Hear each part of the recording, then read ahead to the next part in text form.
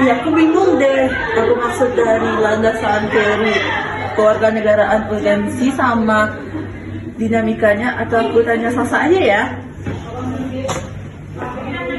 Halo Sa. Halo. Aku kan lagi bingung nih. Iya, Aku pengen nanya sama kamu tentang pendidikan kewarganegaraan. Apa sih urgensi sama dinamika dari kewarganegaraan itu? Kamu bisa jelasin ke aku nggak? Aku bisa tolong jelasin. Urgensi kewarganegaraan itu membentuk warga negara yang cerdas dan berkarakter. Terus menanamkan rasa kebangsaan dan cinta tanah air. Kalau landasan kewarganegaraan itu sosiologisnya tumbuh dari nilai-nilai sosial budaya masyarakat. Historisnya itu berasal dari perjuangan bangsa dan amanat konstitusi.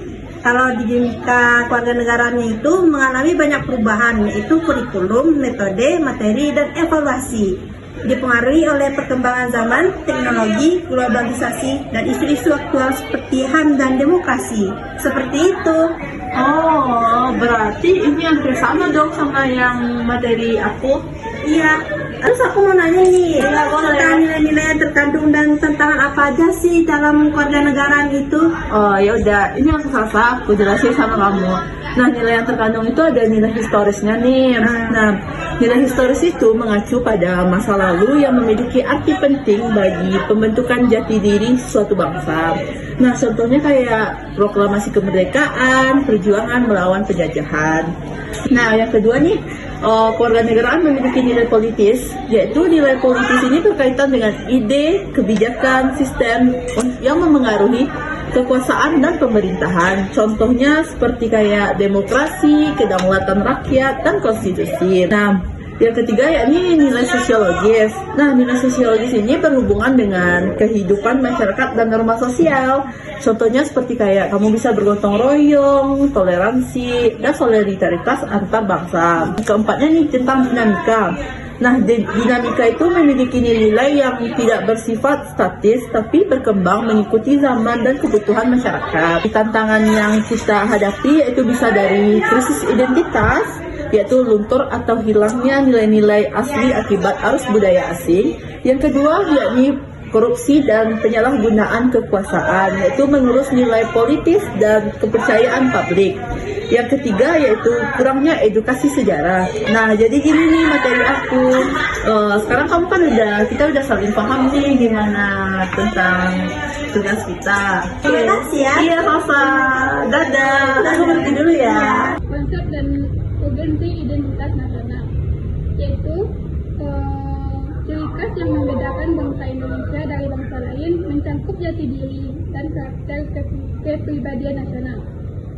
Unsur identitas nasional. Yang pertama ada Pancasila, Undang-Undang Dasar 1945, bendera merah putih, bahasa Indonesia, Garuda Pancasila, dan lagu Indonesia Raya. Fungsi identitas nasional. Yang pertama menjadi pembeda bangsa. Yang kedua menjaga eksistensi dan keuntungan negara.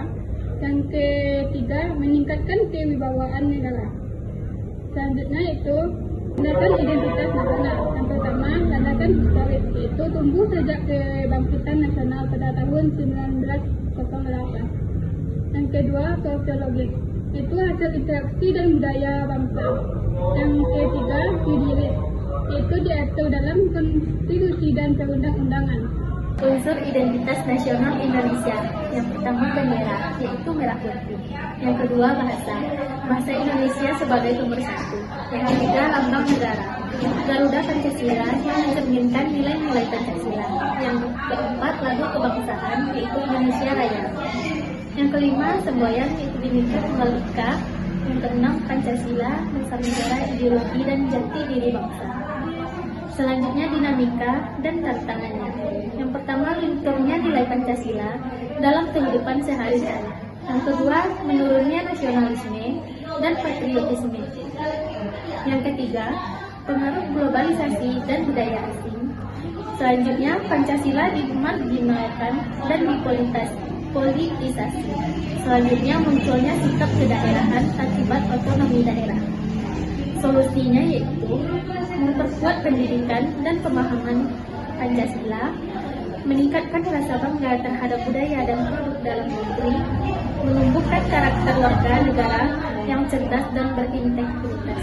Jalan-jalan Dewa kan kurang ngerti yang tentang landasan dinamika dan tantangan integrasi nasional itu. Boleh izin jelasin sama Dela? Nah, buat teman-teman yang juga nggak tahu, izin jelasin ya. Integrasi nasional merupakan suatu kepersatuan keberagaman bangsa Indonesia menjadi satu kesatuan. Sejarah integrasi Indonesia, yang pertama Majapahit, integrasi berbasis kekuasaan kerajaan. Yang kedua kolonial, integrasi wilayah oleh Belanda tanpa keterlibatan rakyat. Yang ketiga nasional, setelah tahun 1945 didorong oleh nasionalisme dan perjuangan kemerdekaan. Faktor pendukung integrasi, ancaman luar, kepemimpinan, lembaga politik, ideologi nasional atau Pancasila. Yang terakhir, pemerataan ekonomi. Selanjutnya, strategi integrasi, asimilasi budaya, Bhinneka Tunggal Ika, membangun infrastruktur dan fasilitas bersama.